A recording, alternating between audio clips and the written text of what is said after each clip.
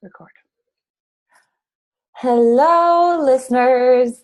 So, Let's it's gonna start be out with that every time. okay. It's gonna get weird today. It's just Hello. Clara and I. I'm working on my tone deaf pitch. Fact, I sang a song for my husband on our wedding day. It wasn't good, but it was really fun. It was so good. It was so good. You're sweet. Tell everyone what it was. Well, I don't know why American Idol still hasn't called yet, but I'm saying Ingrid Michaelson. The way I am, I think. The Way I Am, Ingrid Michaelson.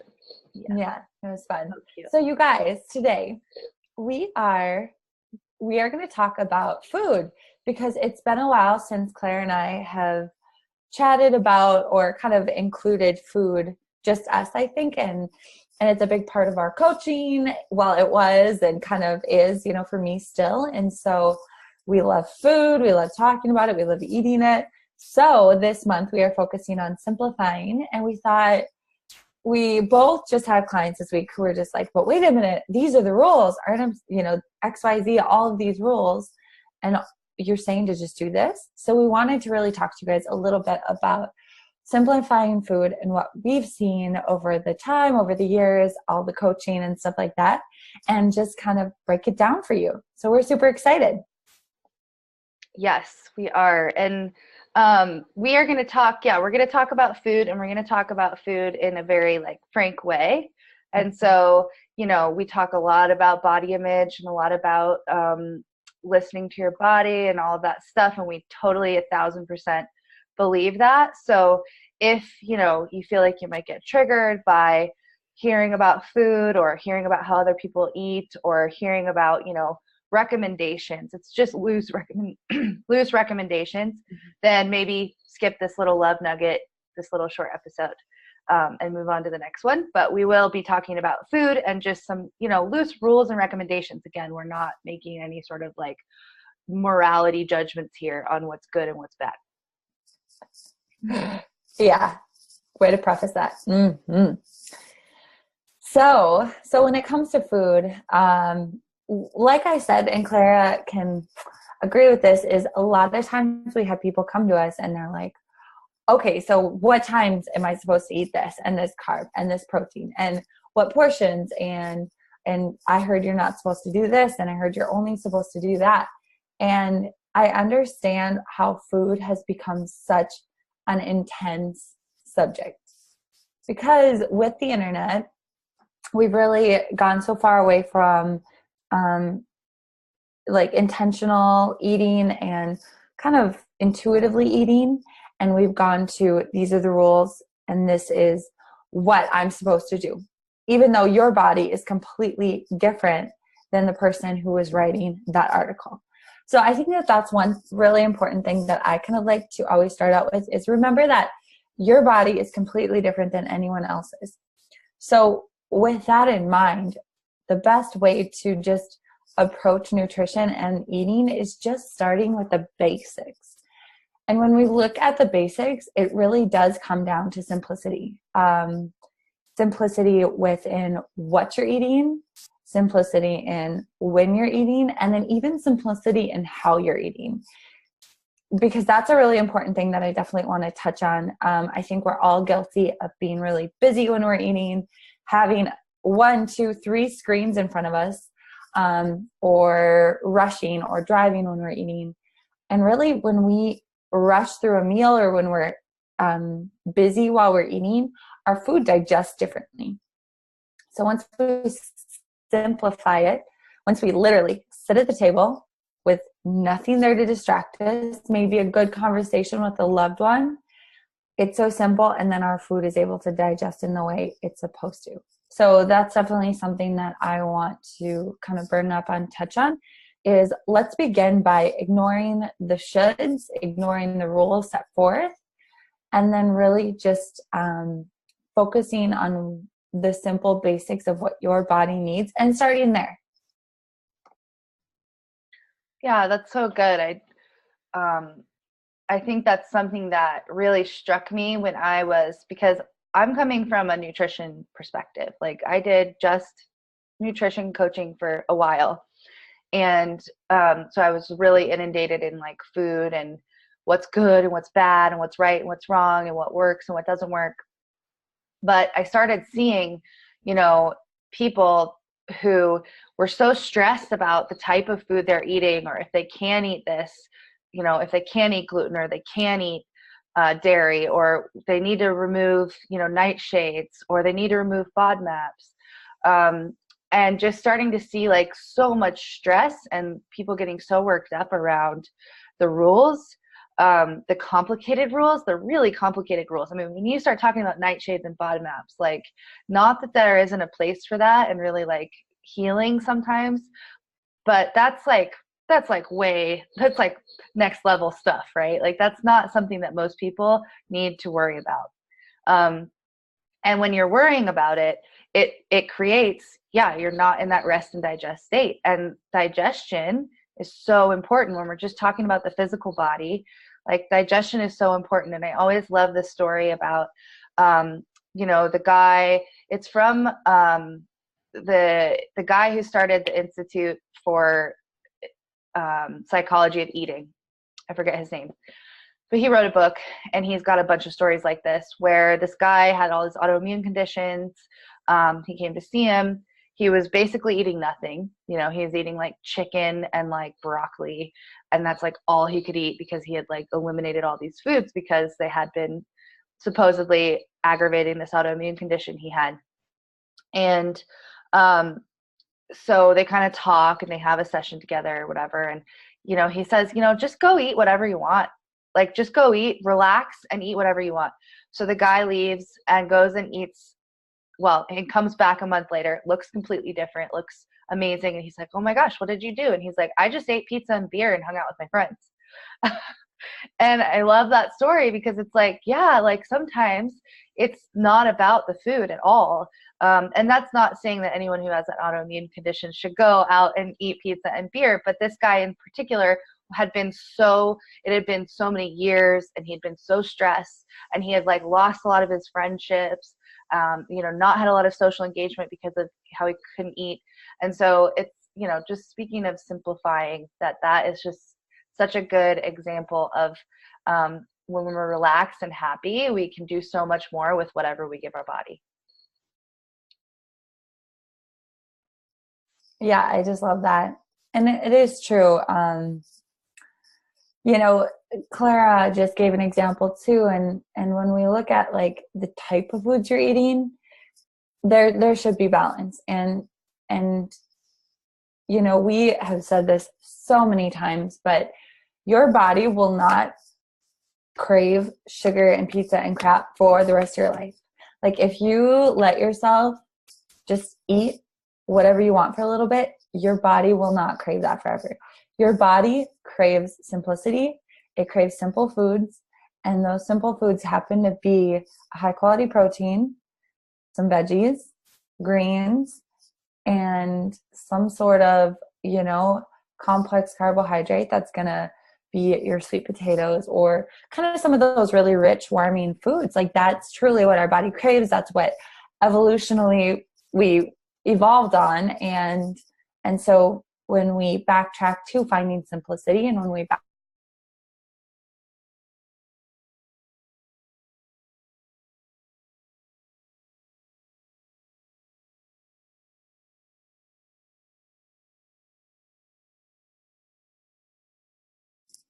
Okay. So when we backtrack to simplicity, what we end up seeing is really just like a high quality protein, some veggies, some greens, and then some sort of kind of warming sweet potatoes, some sort of complex carbohydrate. That is what our body craves. And it's a really beautiful process. And so kind of moving back into that can seem difficult, but really once you get there, it's so much easier. And so instead of thinking about, you have all these rules and this and that, and then I didn't know what to eat, so I didn't eat anything, which is something I hear so many times. Like, and then, you know, you get through the day and you've had a banana and a cup of coffee because it was like, well, I didn't know what to eat, so I just didn't eat anything. It's like, okay, are there some nights that you can have? Cool. What if you had some of those? is there some sort of high quality protein laying around?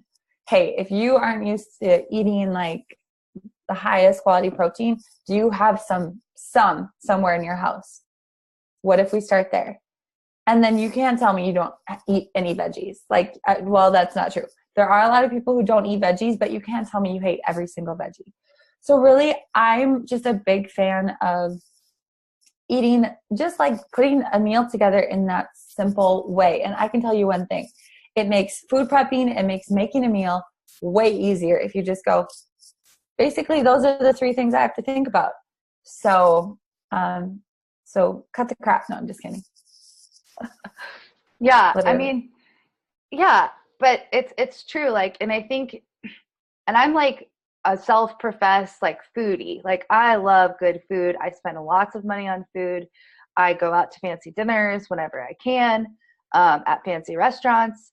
But that doesn't mean that like I have to expect to eat that way all the time. I think that's kind of what I see a lot of in almost like the millennial generation, is that A, we don't cook as much at home, and B, you know, it's like you have to, like, cooking has to be this whole thing that's like, I have to make this sauce and I have to make this like multiple dishes. And you know, when I cook, it's really simple. Like, most of the time I am eating a meat, a vegetable, and yes, like a sweet, like literally sweet potato. Like, I have sweet potato almost every single day. And I think our bodies actually really love that familiarity. Like, they love consistency. Like, think about, you know, we want to switch up our exercise, but exercising consistently is what our bodies like. They like movement, you know, and sometimes that movement is higher intensity and sometimes it's lower intensity, but they like movement, right? And so they also like to like know what they're eating. Like, if I eat sweet potato every day, my body knows exactly what to do with that, right?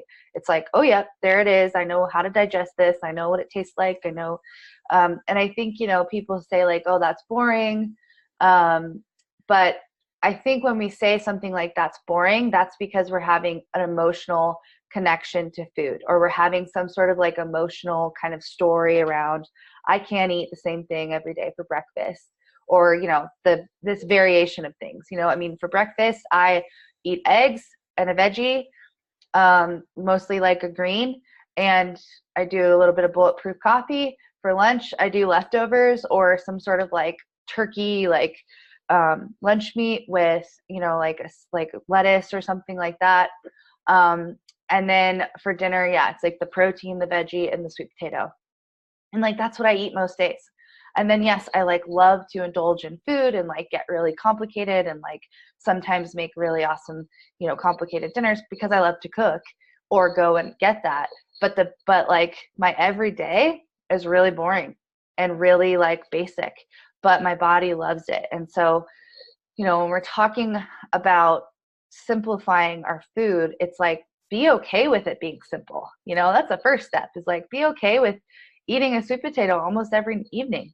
Like, if you hate sweet potatoes, you know, maybe that's something else. Maybe you figure out you love parsnips, or you love taro root, or you love cassava, or, you know, any of those root vegetables. Or even, you know, something like quinoa, or those ancient grains can be really great complex carbs too, if you feel like you need more grains in your diet. So yeah, so it's like real food. That's something else I'll ask my clients a lot, is like, how many steps did it take to get it from the ground to your plate? If it's like more than like 5, it's probably not a whole food, right? So that's the great example with bread. I think a lot of people think of like bread as like this like non-processed like whole food, but think about how much it took to get it from wheat to a loaf of bread. A lot of things, right? And so that's actually a very processed food. So the closer we can get to something being in the ground, and this is a very simple way to look at it, how long did it take to get it from the ground to your plate? Right? That's why those ancient grains like quinoa and amaranth and bulgur, those are grains that basically, I mean, you just take them off the stalk and then boil them, or, you know, that's pretty much it. So that's why they're typically a little bit easier for the body to digest if you are going to eat grains. So that's just like a simple rule I kind of think of. It's like, how long did this take? How many steps did it take to get this from the ground to my plate? Yeah, that's so good. And I just want to touch on like kind of the cliche thing, but it's so true is also like how many ingredients are in there and how many can you pronounce? And I mean, like that's, you know, it's a cheesy thing. You hear it all the time, but it's true. Like a beet is a beet. There is no other ingredients. It literally just came from the ground and it's like still dirty and whatnot. But when you're really looking to simplify, just don't like do stick to that. Do stick to like how many ingredients are in this? How many can I pronounce?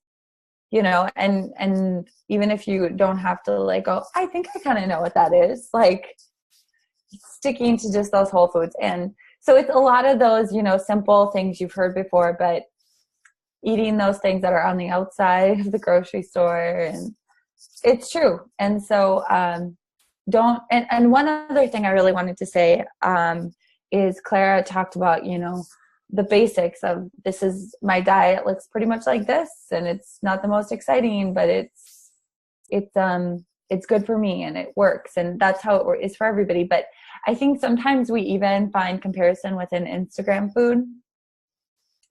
And so your meals do not need to look like that every meal. I'm actually starting to get into a routine now that it's getting cooler out of like Sundays. I pick a fun, new, maybe a little bit more complex recipe that I want to do like once a week. And yeah, I can make that look pretty, but the rest of the week, like it's not photo worthy. And you know what? It's okay that it's not. Like eat the whole real foods. And if you want to make it look pretty, organize on your plate that way. But trust me when I say it's like we're having a little bit of a comparison, like, oh, but my plate doesn't look like that. And oh, it seems so complicated to put that together, but it doesn't need to be. Yeah, I think that's totally true. I think we think that if we can't cook like this whole elaborate thing and make it look really good, that it's not worth cooking or something. But um, so just something I want to touch on that, like, I know that there is emotional components to what we want to eat and what we buy and all the complicating that we do around this. And I know that it's harder than, you know, that we can make it harder, and it is harder than just what we're saying here. But also it's a paradox. Like it's also this simple. It also is this simple. So if you guys, you know, are listening and you're kind of like, yeah, that's nice, but like I crave Twinkies or I always eat a whole box of cookies. Um, that is totally okay. There's also no morality in food. There's no, you know, you're better than me. But just in this vein of simplifying, like it can be simple to eat well. It can be really simple and really easy. It's actually easier because you kind of eliminate all these other options, right? Like that was one thing that giving up gluten, now I haven't eaten gluten in a long time because it makes me feel really, really crappy. Not for any other reason. But it was like when I initially did it, it was like it cut out so many things that used to maybe tempt me, right? Like couldn't have cookies, couldn't have, you know, so like Twizzlers, like there's so many things that have gluten in it that I remember it just like almost being relieving, right? It's like, oh, now I don't even have to think about if I want those because I don't eat them. Or like the bread basket, like I don't even have to think about if I want that, right? Um, so it has the potential to like keep stuff super simple. And the other thing is don't complicate your cupboards. Like I see this all the time, you know, there's all these kind of like maybe we met on some kick and we bought all these ingredients for this one thing we were going to make. And, you know, then we just have them sitting around, or maybe we go to the grocery store and we buy like the stuff that our kids want. That's maybe like junk food or, you know, that our partners want. But like don't buy stuff that you don't want to eat, you know, just keep that, like that's a simple axiom. Don't buy it if you don't want to eat it. If your kids want it, if your husband wants it, they can go buy it themselves. Tell them to put it somewhere, you know, where you don't know where it is, or you can't, you know, you don't see it or something. But like don't just refuse to play into this idea that like there needs to be like complicated stuff in your cupboards that you're not really sure, like I don't want to eat it but it's there, you know. So don't complicate your cupboards. Just have like the strict rule, if I don't feel good about eating that, I'm not buying it.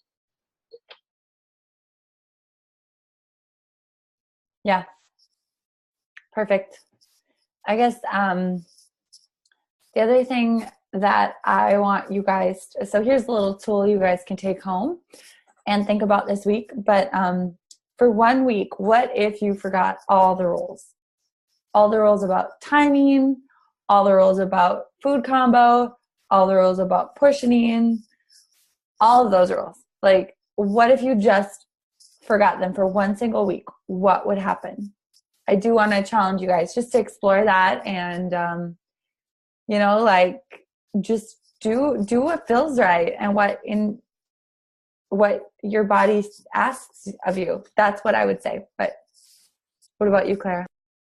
Yeah, I think that's a really good challenge. I think it's difficult for a lot of people, and that doesn't mean you shouldn't do it. Because yes, we're talking about specific foods and specific kind of like simple ways to build a really balanced meal. But I don't think you can do that until you've really stripped food of its power. And so to strip food of its power, you have to kind of go through a period where you just take all the rules off, like Kylie's talking about. You have to like say, this doesn't have any power over me. This sugary thing and this, beet aren't any different. They're completely neutral. And I'm going to listen to my body and commit to that and see what I want to eat. And that might mean that, like we've said before, that you do eat those things, that you do eat the pizza and the cookies and the ice cream, but be committed to really feeling how that feels in your body and not having any guilt, not, beating yourself up, not being like, oh, I just gained 10 pounds because I ate that one cookie. This is body dysmorphia. That's not how food works. It's not how weight gain works.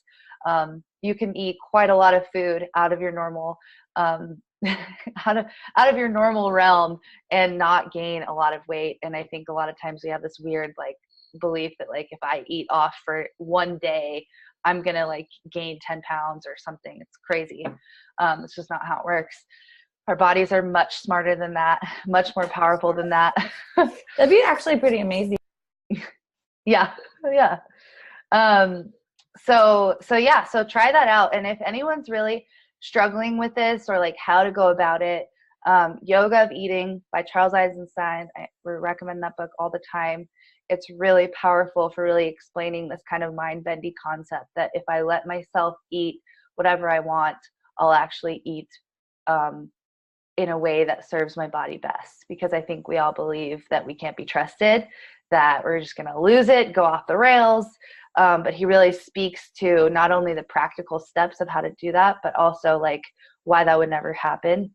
And so that's a book that I would really recommend if anyone's really wanting to kind of take a step off the ledge and start listening to their body, simplifying their rules so that their rules come from them, not from the world. I mean, talk about the most simple way to simplify this stuff is like, what if your rules came from you? So you don't have to worry about anything else, right? You don't have to worry about what that guy says is right. You don't have to worry about that lady. Maybe you read it for fun because you like to learn, but it's not about, something that you're putting on you, because that's where all the complication comes from. It's like, I didn't understand this article. This person's saying this and this other person's saying this, and I don't understand. How should I marry those two ideas? And it's like, no, what if all of your rules came from you? All of them. So that you, you were the end, the buck stopped with you, as far as food. That's easier, way less complicated. No, that's all so good. Mm-hmm. Yeah. So we hope that you guys found some simplicity in this, some clarity. Yeah. And really, you hear about it, but it's, keep it simple, because you will see such good results simply by. Mm-hmm. I keep saying simply. Yeah. Simple. True. Yeah, keep it like when you notice yourself getting super complicated about, like worrying about all the rules and all the things you've heard, like come back to that idea of the real food, right? How long did it take to get from the ground to my plate? And also, what do I think about this? really start asking yourself, like, does my body kind of, does it release a little bit or does it get tensed up? Like, start to use those like body signals of what food is good for you. And I'm going to be totally honest, like, yes, I eat like that normally, but a lot of times I'll eat, cookies, and I eat a lot of stuff that's not in that realm of a well-balanced meal that we were talking about. And I don't care. Like, I'm totally fine with it because that's what my body wanted at the time. Right. So I'm definitely not saying that I eat like that all the time. So just, listen to your body and simplify and notice when you're trying to complicate something that isn't very complicated. Mm-hmm. Yes. Yeah. So if you guys need a little bit further guidance and help, obviously reach out to us. We're here. And we hope you enjoyed this episode. Thanks, guys.